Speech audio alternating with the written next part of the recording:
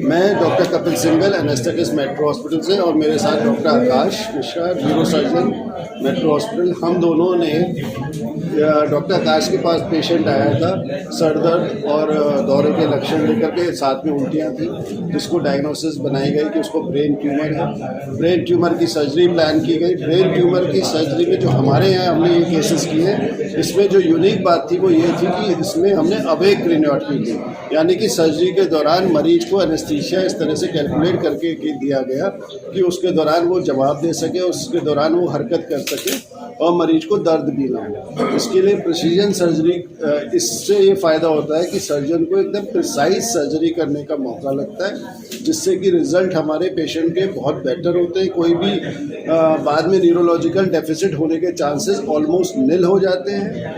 और anaesthesia point of view से बात करें तो पेशेंट की रिकवरी ऑपरेशन के बाद तुरंत होती है। मरीज ऑपरेशन के दौरान भी सेमी कॉन्शियस होता है और जब ज़रूरत होती है जगाते हैं, और ऑपरेशन के तुरंत बाद भी होश में आ जाता है। कितने घंटे तक ये ऑपरेशन? ये हमारे ऑपरेशन 3 से 4 घंटे, अलग अलग ऑपरेशन, हमने टोटल 3 ऑपरेशन किए अभी तक। कोई ऑपरेशन 3 घंटे, कोई 4 घंटे तक चले। तो क्या क्या चैलेंजेस हैं? सबसे इम्पॉर्टेंट जो इसमें चैलेंज होता है वो होता है ब्रेन मैपिंग। ब्रेन मैपिंग क्या होता है, जैसे कि आपको ये पता है मैप में यहाँ पर मेट्रो हॉस्पिटल है जो हमारा मल्टी स्पेशलिटी है, थोड़ी दूर पर हमारा हार्ट इंस्टीट्यूट है।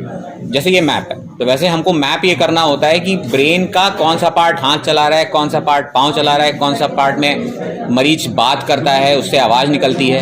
इन सारे पार्ट्स को छोड़ करके बाकी वो पार्ट जो कि उतने नॉन एसेंशियल नहीं हैं, उतने एलोक्वेंट नहीं हैं, उनको हमको ट्यूमर निकालना होता है। तो mapping is the most important part. इसके लिए पेशेंट को होश में आना बहुत ज़रूरी है, जैसे कि वो कम्युनिकेट हमसे करता रहे अच्छे से, ताकि हम ये समझ सकें कौन सा पार्ट काम करता है।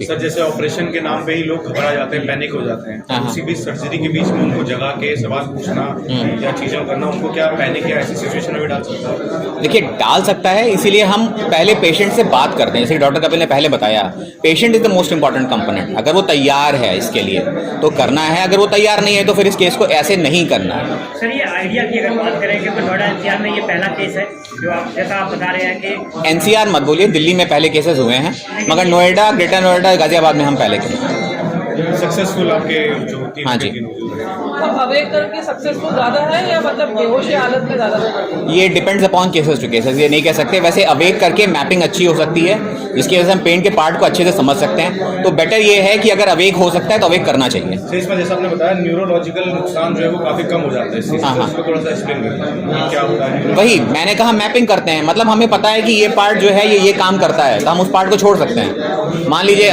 पेशेंट बेहोश है तो हमको पता ही नहीं कि वो कौन सा पार्ट कौन सा काम कर रहा है, तो मान लीजिए वो पार्ट भी निकल गया, तो पहले हम समझ जाते हैं कि ये पार्ट ये काम कर रहा है। देखिए, सर दर्द, उल्टी होना, दौरे पड़ना, बहुत बार तो इंसिडेंटल फाइंडिंग होती है, मतलब बिना किसी कारण के MRI करवाया गया और उसमें ब्रेन ट्यूमर निकलता है। ये तो नॉर्मल सिम्टम्स है, कैसे पता करेंगे कि हाँ सच में ब्रेन ट्यूमर होगा? MRI करवाइए ब्रेन का। धर्मेंद्र सिंह। आपका अभी ब्रेन ट्यूमर का ऑपरेशन हुआ था, क्या सिम्टम्स नजर आए थे, कैसे पता चला आपको? दर्द हुआ था, फिर मैं डॉक्टर साहब से बातचीत की, MRI हुई, जब भी पता लगा मेरे को ट्यूमर। अच्छा, ऑपरेशन के दौरान किन दिक्कतों का सामना करना पड़ा आपको? मेरे को कुछ पता ही नहीं लगा, मतलब नॉर्मली हो गया, आपको पता ही नहीं चला कि ऑपरेशन हो गया? क्या कहना चाहेंगे मेट्रो हॉस्पिटल के डॉक्टर्स के लिए? मैं तो कह रहे डॉक्टर बहुत बढ़िया है, डॉक्टर तो समझ लो भगवान का रूप है। अच्छा, जो लोग डरते हैं ऑपरेशन के दौरान कि दर्द होता है, काफ़ी दिक्कतों का सामना करना पड़ता है, उनसे क्या कहना चाहेंगे? वो तो लोगों के अपनी वो है, मगर डरना नहीं चाहिए, कुछ है ही नहीं इनमें कुछ।